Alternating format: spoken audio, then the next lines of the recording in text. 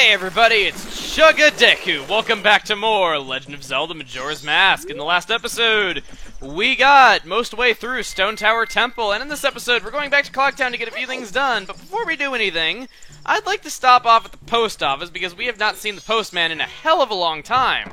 Not since the very beginning, so let's go talk to him. Sorry, dude, didn't mean to walk in on you. If you're gonna do that, at least lock the door or go into the bathroom. Okay, no. What I want to do is, I'm going to pull out my bunny hood, and we're going to put this on, because I'd like to show you a little nice secret. 4, 5, 6. Oh, those ears! They're fake! You startled me! Don't disrupt my training. In my mind, I am running for exactly 10 seconds without looking at a clock.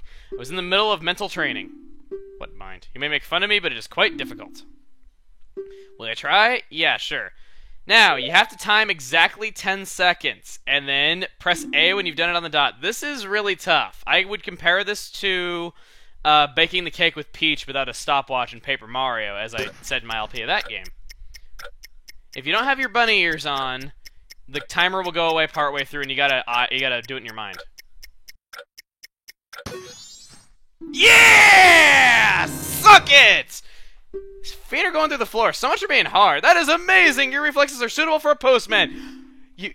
You mean I got what it takes to be the real superhero of the American people? Oh, this is the happiest day of my life! Alright, piece of heart for doing that. Very nice. I can't be like this. I'll have to train more. More! Showed my wild instincts. Is added to my notebook. The postman whose priority is deliver was added to our notebook. So, even at night, when he should be asleep like the rest of the townspeople, he is still here training. This guy is so dedicated. Dude. This guy could do anything. He is so dedicated. He could find cures for all diseases with that kind of dedication. But he just loves the American people so much that he doesn't do that and instead delivers the mail. Great person. Okay. So, what I want to do now is, this might seem really odd, and I will agree, it is kind of out of place for my typical progression of the game. But what I want to do now, did I go get, actually let me check, did I get that silver rupee that was over there though, because that would be a good thing to collect actually. Is it chest here? Yes it is actually. So, I'm going to collect this rupee, and unfortunately there's no music playing, so I can't grab the toilet scrub brush and use some woolite to get it out, because there's no music playing. So, I want to go over and collect that silver rupee, though, because the main reason I wanted us to return to Clocktown right here, even though, because we had to leave Stone Tower anyway and do something outside the temple, is because, plain and simple, there is an item that you can buy here that will make your life so much easier through Stone Tower Temple, okay? Those light arrows. Look at this. Normally you get 2 MP spent from the Fire and Ice, but the light arrow consumes 4. That's a lot of magic, a lot of MP.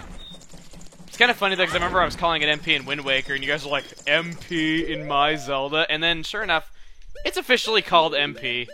So yeah, take that. Anyway, I don't believe this is going to be open quite yet. Is it? Or it is. Okay, I'll take it. Gorman's here. Oh, the bartender's not here. Okay, so we're going to have to wait until it's about 10 o'clock to do this, because I actually finished Stone Tower quicker than my expectations. So I guess I'll see you guys when it's 10 o'clock, because we want to buy a Chateau Romani. Which we are going to slow back the flow of time down, if that was a really, really well-constructed sentence. English is my first language. Couldn't you tell? 10? Ah, you are a member. Please come in. How are they able to see us? There's no hole in the door. What, do they just have a sense like, oh, the cute kid's wearing a cow face on his head and thinks he's a grown-up. Aw. Let's go ahead and have a drink. What'll buy? I'm gonna buy the Chattier, as some Americanese people call it. So, we got that to replenish all of our magic power. The drink even improves your stamina. Swirl around your tongue to enjoy the flavor to its fullest. This will give us full magic power for the remainder. Hey, you! Milk! It's milk! Can you get tipsy from something like milk? I'm starting to think I know why this place is age restricted. And why you really have to humiliate yourself to come here as a child. Alright, so that Chateau de Romani will give us unlimited magic, so if we're ever stuck in a tight spot where we need lots of magic, we'll have that, and with the light arrows, I'd say that that's pretty likely. So, cool little secret that I would like to show here, which will be an alternate scene, is that if you use the light arrows on Seiken here at midnight, something funny will actually happen. You kill him! Yes, you actually can kill Seikon. It is so funny. But we actually want to go here because if you recall, in the Curiosity Shop on the night of the third day after we defeated Seikon before, they got a mask in that cost 500 rupees, and we didn't have the ability to carry that many then. So, I'd like to actually do that right now, as I showed before. So, we're going to stop Seiken, but unfortunately, you can't kill him. I know, it sucks. I am cow-tipping my hat! Haha! Alright, so let's play the inverted Song of Time once more. That was kind of what I did to entertain myself for this in-game hour that's been taking up all this time. And now we're gonna slow the flow of time.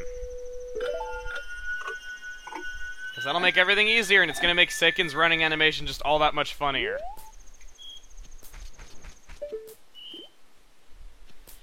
Well, Sonny, back in the old days, we didn't have bags. Those were not around until I was 34 years old.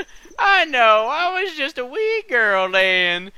But yes, the invention of the bag was accompanied by the invention of dirt. I know, Sonny. Back in the old days, we didn't have dirt. All we had was dust that was spinning around. And none of this was fixated to the ground in any kind of center of gravity. And that was the way we liked it back in the old days. And this guy's telling her to shut the heck up by just going like zippity-doo-dah, zippity-yay. I love how he looks just running that slow. How could anybody be that slow and be threatening? Stop that, man, she always says. Okay, so what we're gonna do is we are the Masked Cow! Ha ha! Masked Cow! Talk to you. Can I talk to you? Can I talk to you? Can I talk to you? Can I talk to you? Hit him with the sword. Hit him with the sword. Guard! Stop him! Look at it. He ran through the guard. Literally. Ran through his body. Useless guards. You were like more useless than the robots in the Phantom Menace. Alright. And she'll just say, thank you, take care, because the blast mask is already in our possession, though. But I thought that was worth showing nonetheless. Just because that will enable us to get that mask on the final day as we observed before. So, Song of Soaring. Let's return to Stone Tower, and now we're going to do what was said we needed to do before. We are going to shoot that jewel with our light arrows.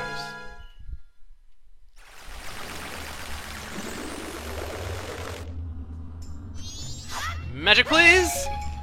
That Chateau Romani sure is useful, guys, because I'm still hitting pots for magic. Alright, what we gotta do is... Can we just move the middle one out? Can we? I'm not entirely sure if it's gonna be possible to hit that. You know what? I'll just do it the way we're supposed to, just because I'm not in the mood to do this again. I love how that sounds like when you do like with the guitar. It's like he's like Dragon Forcing out on the corpse of a fish. It's awesome. Even though Dragon Force isn't really one of my more favorites still. Kind of fit, even though they... Yeah, whatever. We're not going to get into any arguments about bands here. So, Bunny Hood is a hero of time's best friend. So we're going to put it on, as they say in Brooklyn, and we are going to pull out our arrows of justice. Whoa! Okay, so we are going to hit that, and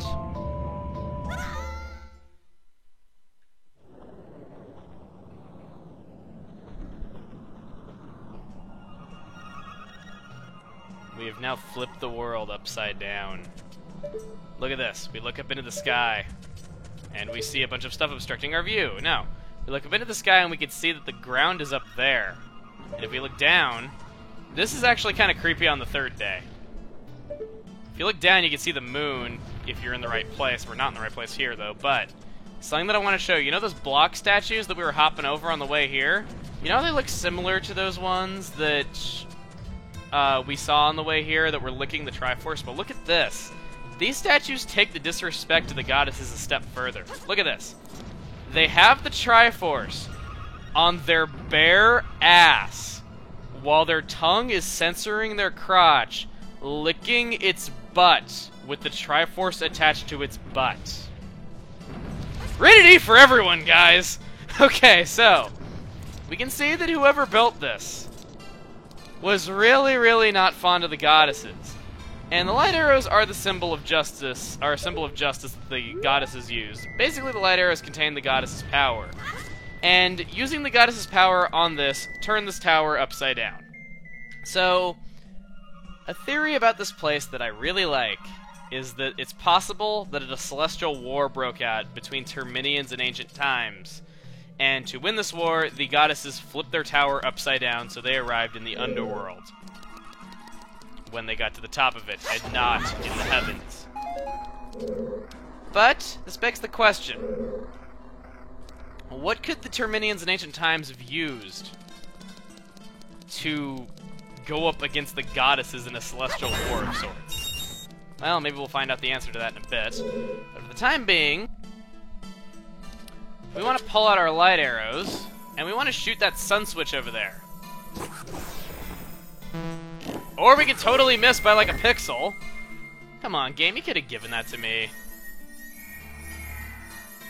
And in doing that, we make a chest appear. So let's go over there. Be very careful. We do not want to fall up into the sky and go on forever into an abyss until we suffocate. Still begs the question, what would happen if you went into space without a suit? Because I know there's a lot of theories, though, but no one knows for sure. Why don't we just test that out on someone who's had the death penalty on them? I mean, come on, that'd be an easy way to find out, and everyone's always wondered, so why not? For unusual punishment, they were gonna die anyway. Never mind. That's kind of a bad taste thing to say, admittedly, though, so I'm sorry. I apologize if that offended anybody. Anyway. So, I think, now that we're done with all of this, we've come back to Stone Tower Temple, we've flipped it upside down. I think we are gonna end this video here because, well, we got kind of a bit of a ways ahead of us, and I'd like to end this video on a note of some progress, and with us getting to a point that I think would be good to stop at. My reasons are just great, aren't they? Next time on The Legend of Zelda Majora's Mask, we're going to be going on through this room, and hopefully getting to the end of Stone Tower Temple. See you guys then.